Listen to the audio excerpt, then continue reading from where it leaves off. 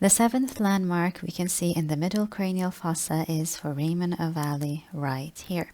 So we have already discussed this foramen back in the inferior view of the skull, but let's go over it again so you can know where its location is in the middle cranial fossa. So it is located in the greater wing of the sphenoid bone, and it connects the middle cranial fossa with the infratemporal fossa. So once again, to imagine it better, we're going to rotate it sideways and look at it from the inside. So here is foramen ovale, and as you can imagine, it would lead to something that is below it. So here is the middle cranial fossa, here is foramen ovale leading to the infratemporal fossa below it.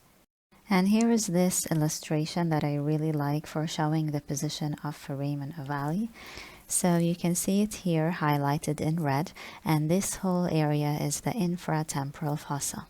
And we have talked more about relating foramen ovale with its surrounding structures. For that, you can go back to the video of the inferior view of the skull. But now let's have a little mnemonic to remember its connection. First, we will say that ovale equals eggs. And you can see here the eggs lie between two fossae. First, the middle chicken fossa, which gives the right temperature to the eggs or to the ovale.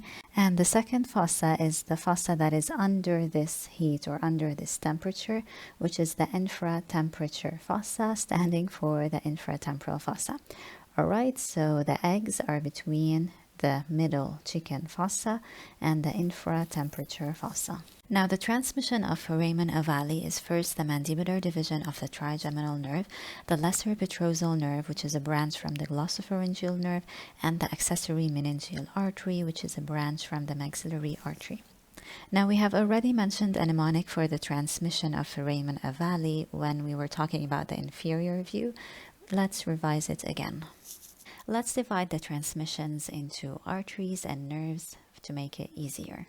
Now, we said that foramen ovale looks like an egg, and the egg is of course a female thing. So, moving back to the nerves, we will give a nickname to them. Starting with the mandibular division of the trigeminal nerve, mandibular will be man, and then lesser will be less. So, together they will be man-less. And then for the arteries, accessory will be accessory, and then meningeal will be men. So the mnemonic will be ovale is manless accessory men. So we're talking to the men and we're telling them that the ovale or the egg is a manless accessory, like it is not related to men at all. So ovale is manless accessory men. Foramen ovale transmits manless or mandibular division of the trigeminal nerve and lesser petrosal nerve, and then accessory men, accessory meningeal artery.